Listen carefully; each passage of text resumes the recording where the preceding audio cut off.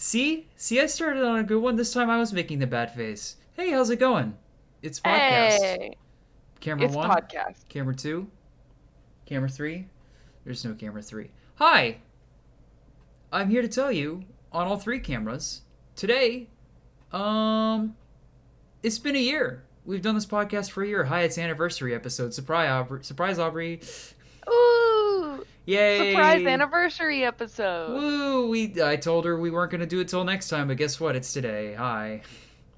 We have been doing this for a year now. Isn't that ridiculous? I mean, no. I think if we were in like a normal world time setting, it would be, but having been like mid quarantine and pandemic, um, time flies a lot faster, you know? It certainly has gone by. It's flown. It really has. The question being though, with all of this time having passed and us doing it for a year, do you feel any better at it? Yeah, I think that like this has taught me in a way how to like talk more confidently and fill time, not in like a bad way, but like I don't think if we had been podcasting, I don't think I would have been able to get up in front of 20, 20 to 25 high school students and give them a spiel about acting and continue to do that on a weekly Well, basis. yeah, because I mean that's teaching. It's just making it up as you go along with certain forms of knowledge and guidelines. Well, anyway, why don't you give it a good old whirl then? Step on up. What's your name? Let's do the intro. Oh, okay. Well, I'm your favorite co-host who's absolutely never intoxicated, Aubrey. And I am your favorite editor, who spends more time working on this episode than I do eating. Mason, how's it going? Uh, So, I bet you're wondering what exactly we plan to do with this being our anniversary episode. And that answer is something that no one has ever done before, I'm sure. I promise. We're an educational podcast now. I would say we still are in the comedy side of things, but yeah, we want to focus more on like educating and talking about things that are even like new learning experiences for us as well. And so, what does this mean for the viewer? Probably almost literally nothing except maybe some more structure. And there's also going to be like an education tag on our show now, but that's probably about the extent of the actual learning that's going to happen. We're just probably going to keep doing the whole acting like we're learning things, but really just like rambling for about an hour that we usually do. But it's going to be under the guise of us becoming more smarter. Yeah. And we've had that segment as a part of our show for the past year, learn along with me. Ooh. Ooh. Yeah. And it always seemed like one of us had something for learn along with me, so why not learn along with me the whole freaking time, you know? So what you're saying is that the bit has become the show. Yes and no. Well, yeah, I mean that's the thing. Like, I'll be honest, there are like a lot of episodes whenever we first got started. Like, I would in almost intro it as a learn along with me, but then just turned into a regular topic. So I kind of like we skew weirdly educational on here for how dumb the topics tend to be. Yeah, So I would even say with the movie episodes we've done, which are, our longer episodes, even those tend to be a bit educational because downright I'm learning things informational. about yeah, I'm learning things about these movies that I didn't even know, and most of the movies I've seen a lot before. So Yeah, right. there's always something new to learn when it comes to stuff like that. Um, There's always something new to learn on each episode of this podcast now too. We have a purpose. Absolutely. So anyway, with all of that chuff out of the way, done with this garbage intro stuff. Um, What are we talking about? What are we talking about? I guess I'm going first then. Yeah, yeah, sure. No, if you really wanna go, I'm not gonna I'm stop just you. tapping my acrylic nails with impatience. My topic I thought of because this week Mason and I went and got our nails done. And while Mason just gets a basic manicure with some color, That's all I need, I baby. yeah, I've always been a nail biter like my whole life and still to this day cannot kick the habit. But Straight up, acrylic nails, I saw you biting those acrylic nails when we were driving away from the nail salon. okay, but the thing is like I can't break them. I can't like No, bite you're them right. hard, otherwise I'd break a tooth. So they're perfect because then I don't bite my nails and they can grow out underneath. Then as soon as these are gone, then I want to bite my nails again, but that's, another topic. So I was Yeah. thinking, who invented acrylic nails? Like, Okay.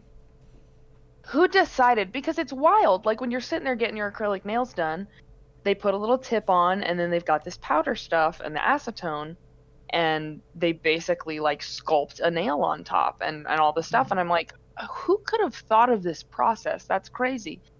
Um, and I have an answer for that. But I also have lots of other fun history of like nail manicures and nail art and stuff like that kind of leads up to that. Um, So here's my uneducated guess, as I'll call it, going forward. Uh, Somebody just really wanted to have that extra length on their nail so they can pry things open or like open a lock with their fingernail, something like that. Just like get that extra little, just to get that extra little you know how bad it would hurt length. to open a lock with your acrylic Well, fingernails? no, you just put it in as like the one thing. I guess you're lock picking it instead of like just opening it. Okay, it was okay. It was invented by a lock picker. There you go. That's my Alrighty. guess. It's an interesting guess. But we'll start with the regular history of nails and nail art. And I'll go ahead and list my sources right here. I've got an article from Refinery 29 called The History of Nail Art by Gloria Chang, posted in January of 2012. I see. And then I have an article by OZY, and the author is Joshua Eferg. We'll say it's Eferg, but feel free to correct me if I'm wrong because I probably am. No date on that one. Hmm. And then I've got the Wikipedia for artificial nails. Lafargue. So maybe, not sure. So we start out pretty early on here, 5000 BC. Um, though the exact origin of nail treatments is not super clear, most people say that like it started with women in India dyeing their fingertips with henna. Just like henna tattoo, but like completely submerging your fingertips, and that way like your whole finger is basically red or red Huh. brown. I could get Um, down with that. right, and that's still a practice that happens today. We've just gone more into intricate henna design. Hentai And design. then quickly following that That's in not. 3000 BC, the Chinese, specifically the Ming Dynasty, I believe. Yes, the Ming Dynasty of China.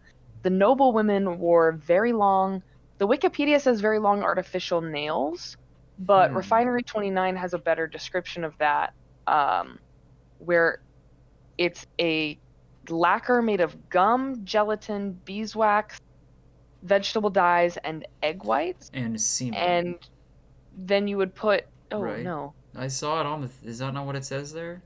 I can't read it no. super well. And then they put crushed orchid and rose petals to like make a shade from red to pink or something. But you would have to leave it on your nails for hours, sometimes even overnight, to get any color. That's. Um, And I would assume you couldn't let it like touch anything, or else it would rub off. yeah, That sounds that would be terrible. well. But then, in 600 BC, aristocrats of China's Chow dynasty preferred a more showy, very fancy, like it's almost like a nail cap. They call them here blinged out and bejeweled nail guards, but I would say like more like a nail cap, like fingertip cap. And that symbolized that you were wealthy and had time for leisure, because if you were a working class person, you You wouldn't can't need to cover protect them your nails. hands. You can't cover Yeah, them like hands. You understand how many more wolves they had to fight back then? You can't do that shit. You can't be covering your nails with shit. It would just break when you're fighting the yeah, wolf. it's just like showing that, hey guys, I don't have to do manual labor. This bitch ain't fighting any wolves today. You think I do laundry? Do you see my nail caps? I would destroy the silk. Absolutely murder it. In early 19th century Greece, upper class women often wore empty pistachio shells over their nails, which slowly spread an artificial nail trend across Europe. Gross. Then from 0 to 1800 AD, a long period during the Middle Ages, manicures were kind of not a thing anymore. They just stopped doing it. But then when the Renaissance happened, manicuring nails as an old tradition came back and was taken up by wealthy European women. Also, yeah, it's mostly the wealthy, because working class people don't. Why would you be spending money on your fingers and making them look all fancy if you use your hands for work? I mean, it makes sense. You ruin that shit insanely fast any day that you're doing anything work related. I can tell you that much. Right. I will say though that these manicures were not usually colored at all. They were pretty clear. But in the 15th century, the Incas invented nail art as we know it by putting pictures of eagles on their nails, as you can see in this lovely little image. Strange. In the Victorian era, 1800s and 1900s, a light tint of red oil and cloth buffering was started as a minimalist like manicure treatment. Because the Victorian ideals were kind of, transparent inner beauty, personal hygiene, moral purity. So you didn't really want to be going around with like, pardon my French, but whore red nails, as they probably would have called them then. Yeah, probably. So was the vernacular. The color red was evil and whatnot. Yeah, I mean, sin. In the 1920s, the Sin. flappers. The color red.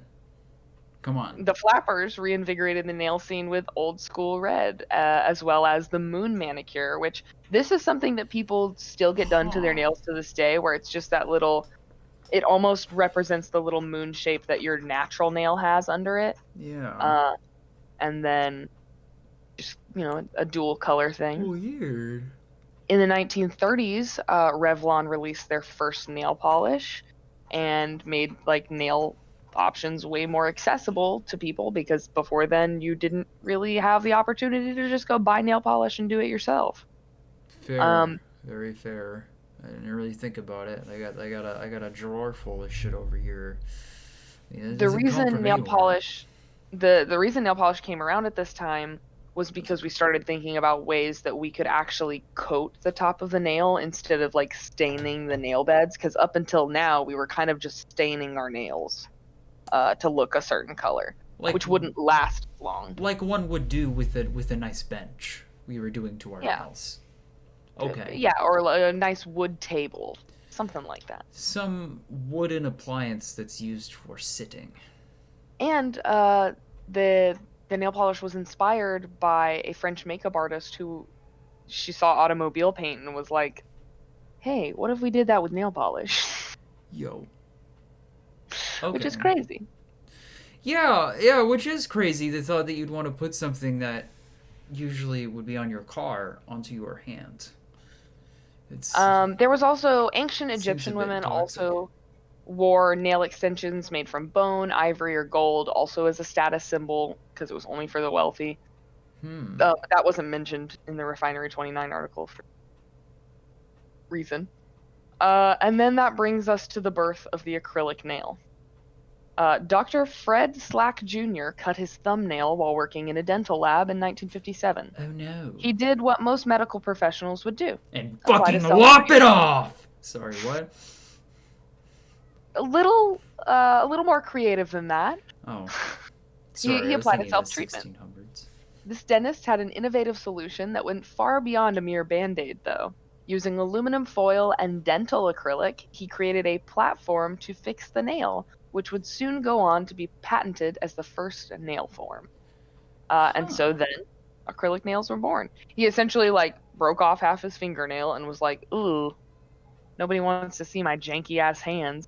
So you know what I'm gonna do? Make a fake nail made out of the same stuff we make fake teeth out of." Which is terrifying. And why are you telling me this cursed knowledge? Because I was like, can you believe a dentist is the person that came up with acrylic nails? Like, It is weird for sure. I mean, an accountant made Play-Doh, you know? Takes a uh, certain kind of mind, I guess. yeah. Acrylic nails were born, and this clear, hardened substance, the same basic material as plexiglass, is made by combining a liquid product, monomer, and a powdered acrylic product, polymer. So usually it's like acetone and powdered acrylic now. Together, they form a soft ball that, when molded, can be formed into a nail shape. Dentists already had such things, such materials they could get their hands on, and Chicago dentist Maxwell Lape created an artificial fingernail for nail biters called New Nails in 1934. But like, It wasn't, how was it it spelled? just Like new wasn't thought metal? of for cosmetic purposes until Slack rolled along. So there already were acrylic nails, I would say, before then, but nobody considered them a cosmetic thing. It was just like, oh, you need this if you bite your nails, which, hey, that's what I do. Yeah, that's, that's what I do too. What are we talking about? Huh? um, Phalanges and the hardened tips they have on the end. Yeah, what's the point of a nail though? Can we? Where do they come from? Why do we grow bespoke shells on the edge of our fingers? Seriously, like that's really weirding me out right now. Why do we grow shells on our fingers? Why do nails exist? Well, according to Google, the short answer is we have evolved to have nails because they help us pick things up, like food, pick things off, like bugs, or hold tightly to things. Early humans who had these type of nails instead of claws tended to live long enough to have babies and pass on the fingernail gene to their kids. So I guess fingernails are like a devolved version of claws. Huh. That makes more sense than I was expecting. I hate that. Huh. So Oh, is that why we have the drive to grow these babies out into long yeah, because sharpened tools? I'm seeing right here you can have all your fingernails removed. It's just not common. And you'd be fine, but like you'd have a hard time scratching or opening containers. And Hmm. now I'm thinking about it and I'm like, yeah, even though I don't, outside of acrylic nails, don't have long nails, yeah, that would kind of be tricky. Yeah, because I mean, I guess that's the end of your friction grab points. You know, when you're gripping something, you're like pushing your fingers into your fingernail. Oh, that's so weird to think about. I don't know if that's really adding a lot to the audio to continue to call it weird, but it's not.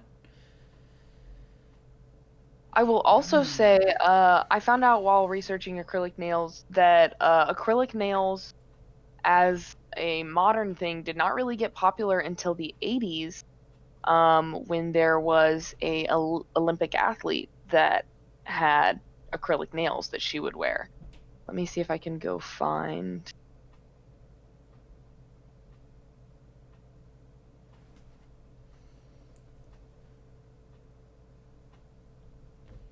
Is this Ooh, loving these pictures. right? I love this right here. Like that's so old school. Crazy. Nope, she's not here. She ain't here.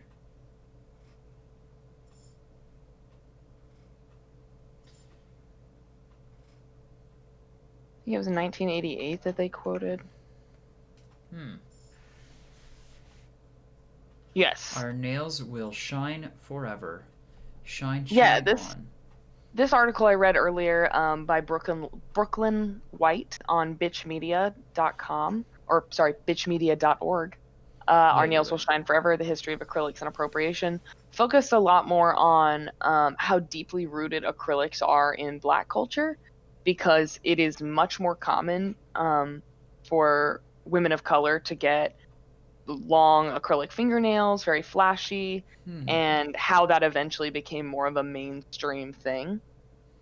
And it also talked about how like people sometimes will say that acrylic nails are a sign of poverty, which is really, it's insane to think about, because it's like wild people think that when like acrylic nails started as a luxury wealth thing. It's kind of Um, like a reverse lobster. so Florence Griffith Joyner. A Flojo reverse worked as a lobster, hairdresser Aubrey. and nail tech while training for the 1988 Olympics. And by the time the trials and actual Olympics roll around, she was really good at doing her own nails. Like, I mean, just look at these bad boys. That is some It's that. Wow. detail. Wow. What is that in there? She would often step on the track in 4 to 6 inch acrylics that were brightly colored and rhinestone. Think that would help her with her wind resistance? I don't know, Just cutting you into know? the air with those nails. But I will say what I thought was interesting is a lot of people said that most of the times that she would get talked about, that FloJo would be in things, they were talking about her nails more than they were talking about her actual athletic ability, which Sounds about is right. sad to me because I'm like, she's so much more than her nails, but her nails do be pretty cool though. So Her nail. Sports Illustrated been pretty quiet since their new nails be dropped. That's all I'm saying. Definitely did that one wrong. What was I looking yeah, at? I really enjoyed this photo of her because she looks so good in this photo too. And Right. those rings, gorgeous. Um, but yeah. Uh, Apparently, Reverse Lobster is a song.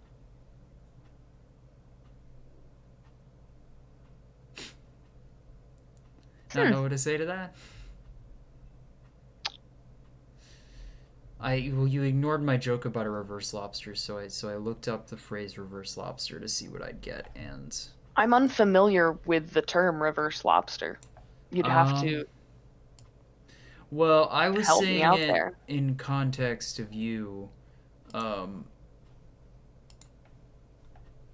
what were you talking about? It was in context of you mentioning how acrylic nails have gone from being like a sign of wealth to a sign of poverty. Yeah.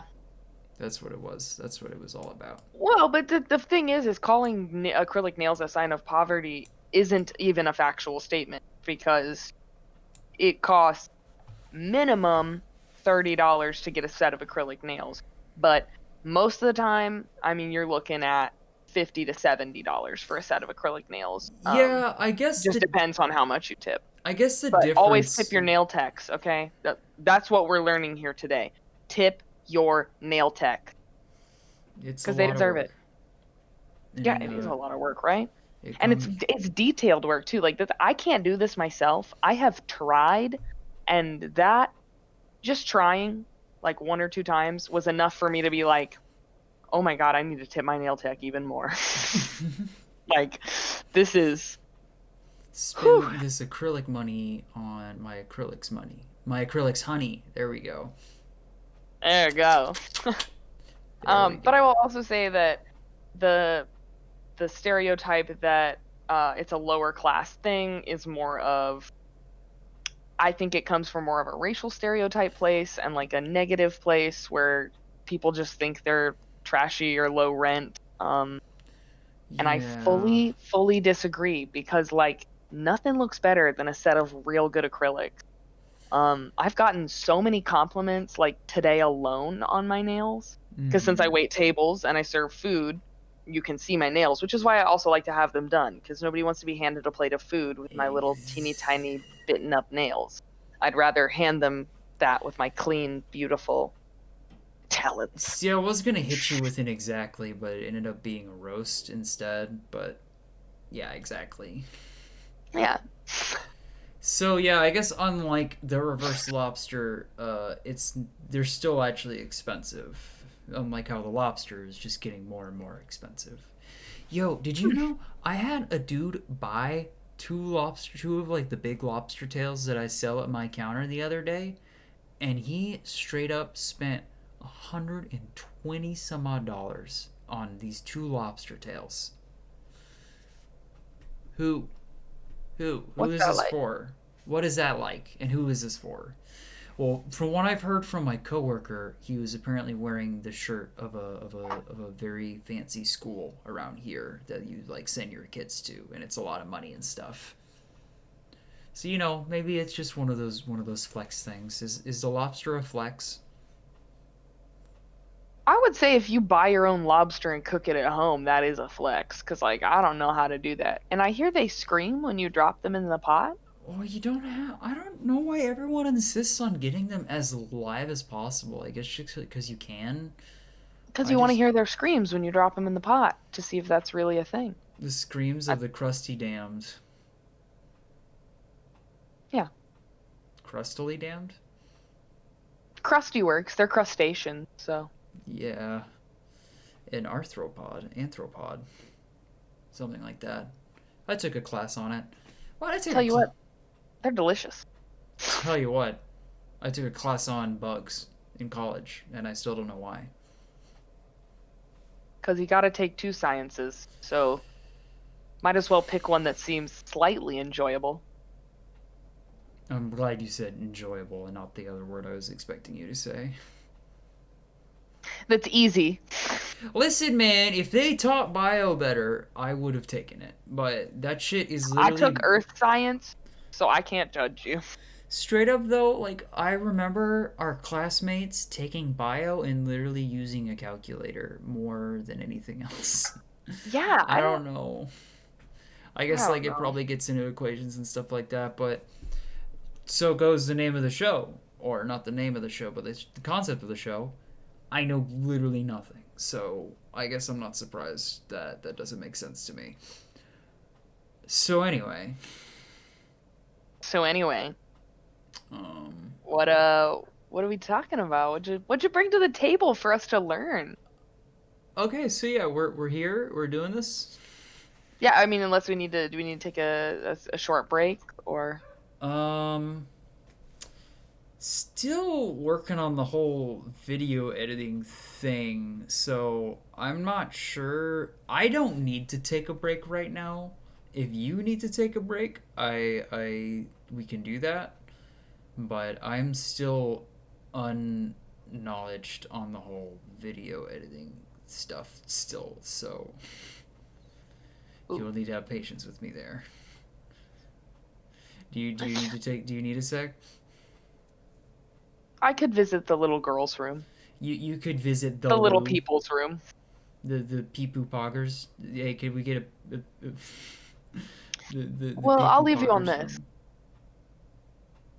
Every poo-poo time, pee-pee time. Not every pee-pee time is poo-poo time.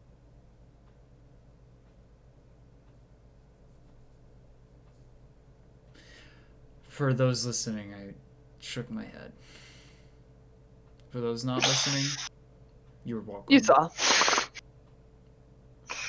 Oh man.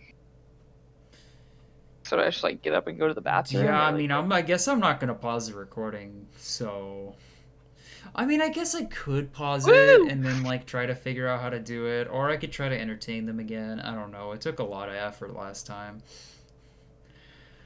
I don't know. I don't know if you went through and watched that, Aubrey, but I was talking about wrinkles for like the whole 15 minutes you were gone. Okay, it was like 10 minutes.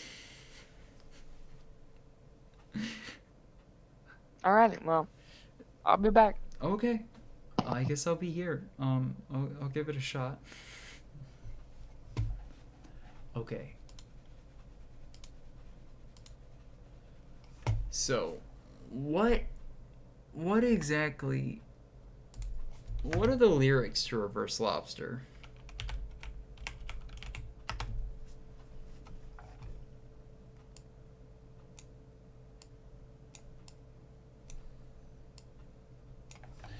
Let's find out. Oh, it's by the B-52s. Okay. On Song Facts, thank you, Song Facts. We were at a party. His earlobe fell in the deep. Someone reached in and grabbed it. It was a rock lobster. Rock lobster. Rock lobster. Wait, this is just rock lobster. I was looking for reverse lobster. Wait, so what? Gift horse. Okay, let me try this again. This is a different person. I already know about that one.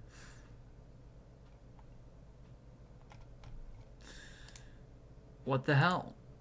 It's a song, but apparently I can't find the lyrics online anywhere. Strange. Very strange indeed. Well, anyway, I guess I'll hit these ones up then. Excuse me. Boy can be in a bikini if he wants. Come on, song.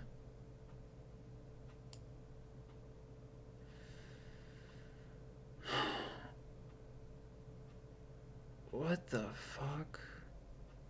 There goes a narwhal. Here comes a bikini whale. I think that's how he says it. Dude, these lyrics actually make no sense. I thought they would make a little bit more if I read them, but they really don't. They really genuinely don't. Well, anyway, let's try something else then.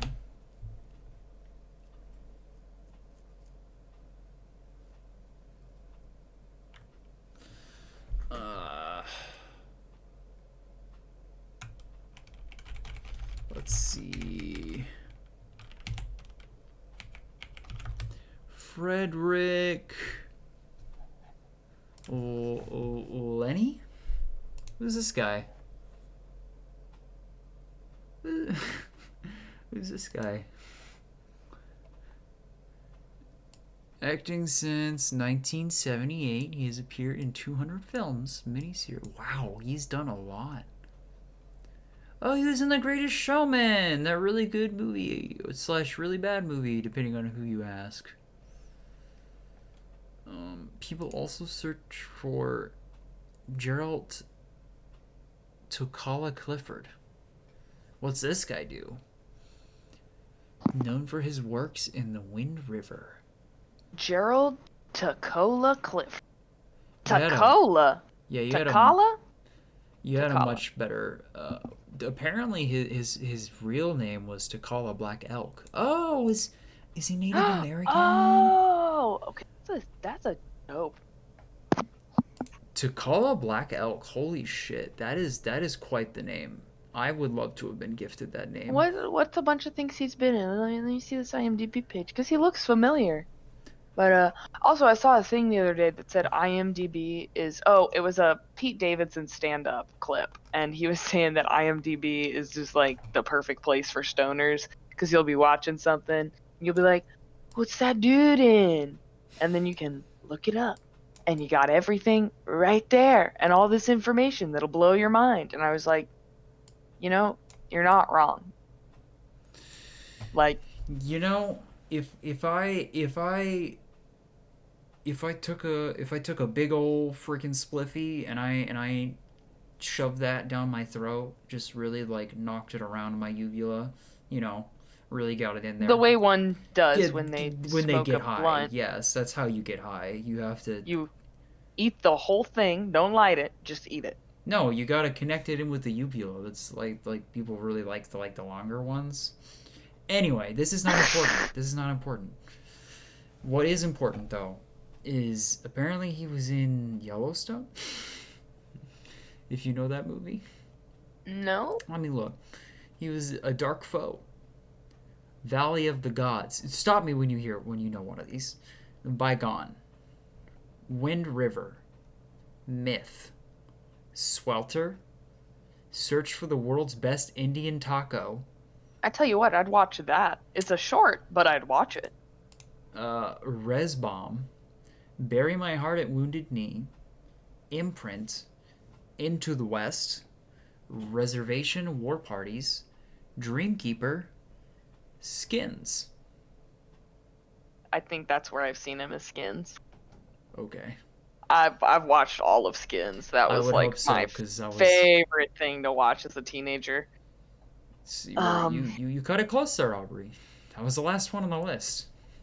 Yeah, but that makes sense because I was like, he looks familiar, but I couldn't pinpoint anything specifically. So if he was in Skins, that's probably where I saw him. Tells the whimsical story of a Choctaw. Sorry, this is Search for the World's Best Indian Taco. The whimsical story of a Choctaw grandfather who regales his grandson with the tall tale of his lifelong quest for true love in tacos, apparently. Maybe his true love makes the tacos. Maybe it's a euphemism for vagina. I don't like that. I mean, when you put it like that, it hurt. It's pretty awful. But that is a word that people do sometimes correlate with that. Uh-huh. With that. With that.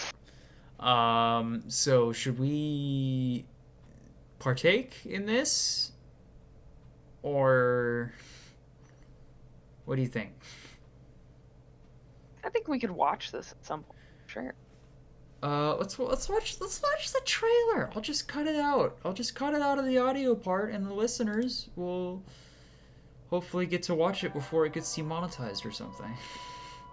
But it's okay. I'm doing it in as long as we keep talking over what's going on, I'm pretty sure we can't get DMCA'd, right?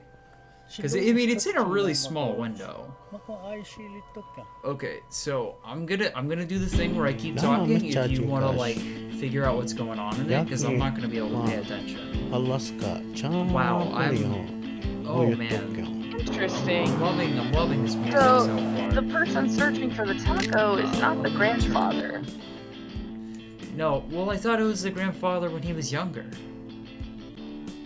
Oh, it's a bunch of different taco stands.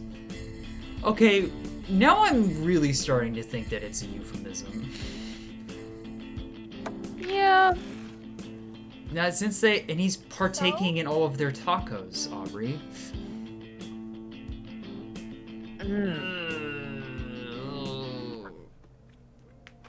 And see? Yeah.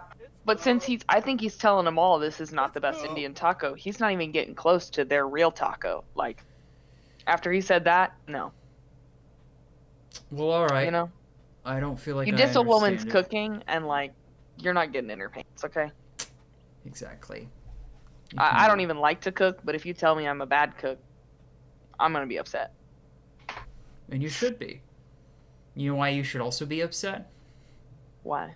Because it's time for me to finally bring my topic up, and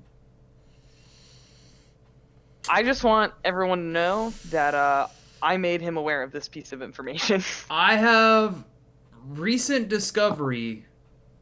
I have obtained some very cursed knowledge, and it is all thanks to Aubrey here.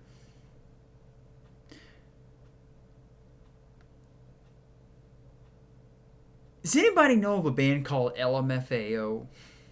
I'm sure you have. And if I'm not mistaken, LMFAO is made up of two men named Red Foo and Sky Blue.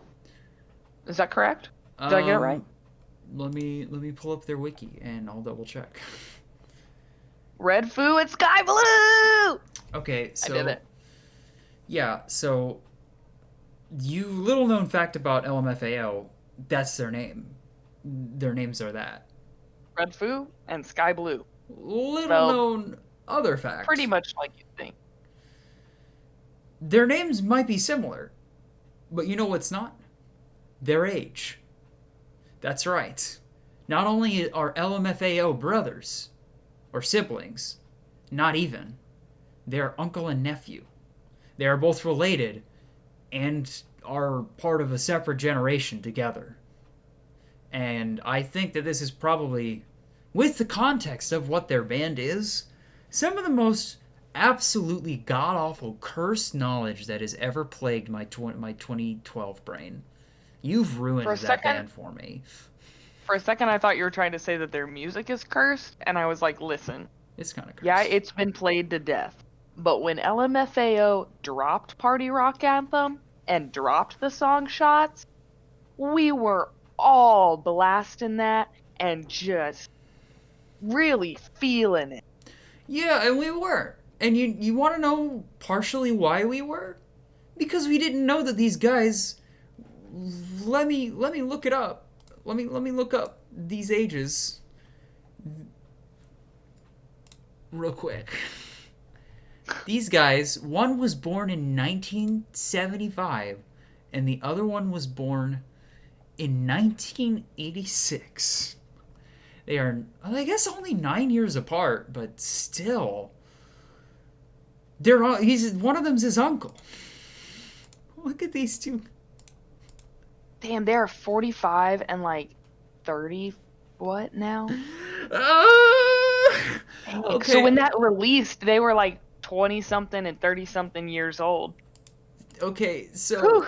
okay, regardless, I must now cross-reference the lyrics of both Party Rock Anthem and Shots, and I want you to understand how cursed these songs are in context of what we know about Mr. LMFAO right now. Did you like that? I did. I really did. Where is it? Where is Shots? I'm just gonna... Also, did you know that one of them is apparently... Never mind, I won't get into it yet.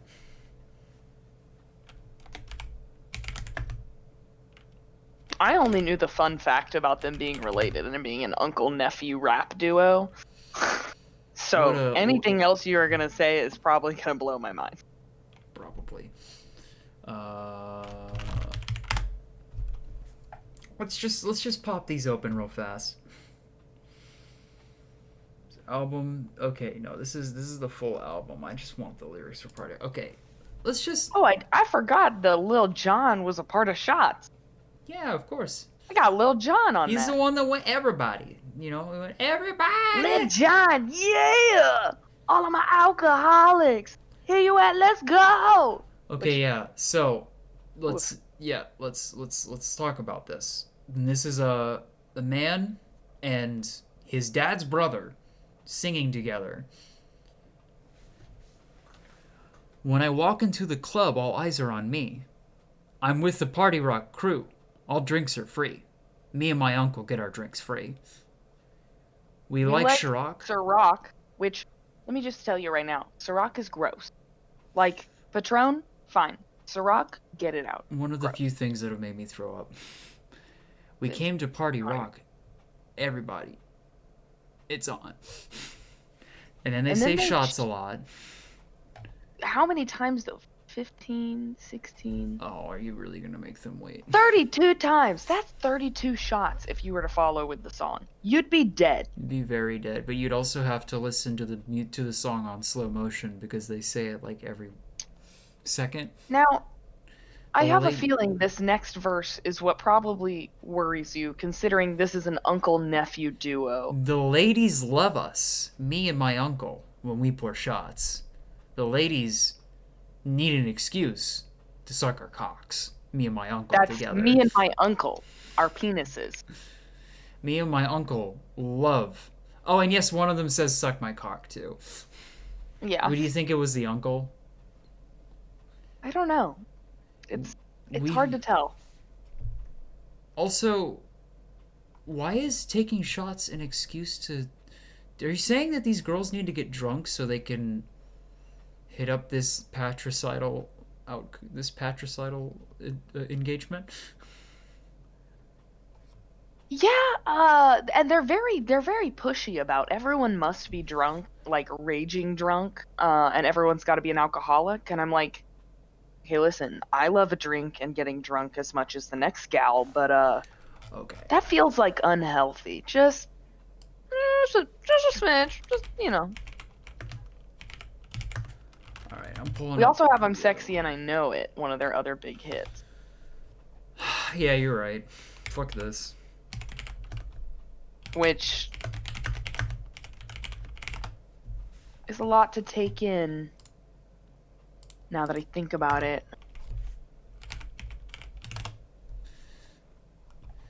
Yeah, yeah. When I walk on by, girls be looking like damn he fly. I pimp to the beat, walking on the street in my new La Freak. Yeah, this is how I roll. Animal print pants out control. It's red foo with the big ass fro. I don't They know if this is like the big Bruce FO, but it's Lee. the big ass fro. They like Bruce Lee rock at the club. Yeah. Girl, look at that body. That's a. Ah. Girl, look at that body. Ah. Girl, look at that body. I work out. I think they get the picture. Yeah. Um, Everybody, yeah, okay. I mean, I got a passion in my pants, and I ain't afraid to show it. Are you telling us that you're walking around the club with a raging hard on and just like not bothered by that? Both you and your bro, by bro I mean your uncle, Nephew. run around with hard ass cocks together, hanging out.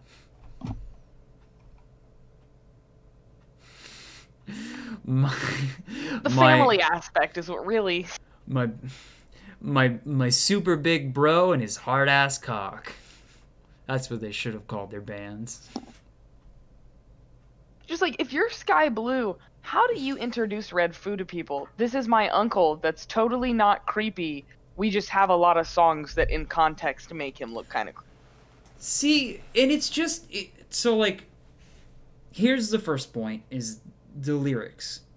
It's really fucking horny constantly, and it Oh, they're seems all the songs are so horny. weird, so weird for a man and his uncle. You know what? Like I don't kink shame. I'm not a kink shamer. We don't kink shame in this house. But it's your uncle, man. And like It's that's okay. And here's this is the other thing that I thought about that's really made this stick in my brain and made me very uncomfortable with this whole situation. I once saw video footage of one of their concerts a while back, yeah. and they once performed for it was at like a I think it was what's it called like a Playboy Bunny like hangout like it was like just a bunch of it was like they were hanging out and that was the concert and it was like a big pool and stuff or something, and you gotta think like in like the way that like the audience does things and like how the like you know girls will come up to the stage at them too. It's just like man, these dudes are like this man and his uncle are really just opening up to each other sexually in front of each other. And it's like are they do they have to turn that off so they can feel like in the moment? Like that's the thing. Do they feel more or less sexy knowing that their uncle or their nephew is standing next to them, Aubrey? Well, and see this brings me to a thing that I was thinking of because earlier I saw that in 2012 they went on hiatus. So like they didn't ever like officially split up, but this article that I have pulled up here from metro.co.uk says that they did split up and drift apart. Red Foo told the press association, I think we just naturally started hanging with two different sets of people, two different crowds, but we're always family. He'll always be my nephew, and I'll always be his uncle. Exactly. Uh, It's probably because of the massive age difference. yeah, and it says here that Red Uh, Foo had, and Sky Blue had just grown weary of forcing out party anthems. they'd been doing it for 5-6 years at the time, and Fair. now and then it just started to feel like they were forcing it. What if they never split up? What if they just kept pumping out party rock anthem after party rock anthem, and they were just always the rave scene? What would the world look like in that place? I don't know. Would you still be hearing shots inside of every bar? I don't know. I also wonder, how did shots affect the sales of shots in bars? Like, did it really create a dramatic increase, or was there no change? I mean, it certainly turned the generation into alcoholics. But yeah, Oh, that in 2016, Sky Blue was confirmed saying that Red Foo screwed him out of royalty. I mean, it's TMZ, so he posted a scathing letter on Facebook about his uncle, calling him out for ditching him after he suffered a debilitating back injury. it was from Sky, fucking too hard, wasn't it? goes by He was freaking going to Bone Town and he broke his back, didn't he? Sly dog. threw that back out. You know what I'm saying? It looks like he now goes by, I don't know if it's still pronounced Sky or if it's 8Kai, but it's 8KY, so who knows? Who freaking knows? He was trying to drop his solo LP, but Red Foo's lawyers fired off a letter saying he gets 0 LMFAO royalties, money he needed to underwrite his album. Ooh. Damn. He claims Red Foo pushed him out of LMFAO and just kept shuffling every day without me, going as far to use their trademark party rock theme on his own solo album. Oh. That's not cool. Can't believe a man's would diss his nephew like that. Ain't no guy. Sky also sounded off on their label Interscope, saying it needs to stop treating artists like cows and chickens and using them for all they can produce just to discard them without care. And to that I'll say, I'm sorry, have you seen how Tyson treats their chickens? Dude, you got it good compared to those Tyson chickens, okay? We don't talk about Tyson. Oh, Tyson. Yeah, because if we did, Tyson would probably put a cease and desist on us. Wait, no, Aubrey, go back. I need to get the thumbnail. Go back to the page you were on. Oh. Scroll down a little bit more. No, up too far. Go back up a little bit. A little bit down. Tiny bit down. There we go. You just want the chins? Yes. Yes, I do. I will also say, this photo right here, Sky Blue looks older than his uncle, who's 10 years older than him. You know, back injury, put on weight, stuff happens, I guess. Maybe he was party rocked a little bit too hard. I'm gonna stop. Hey Aubrey, how do you feel about the fact that we've said party rock more than most other words in this episode? Are you happy with the outcome? Because I sure am.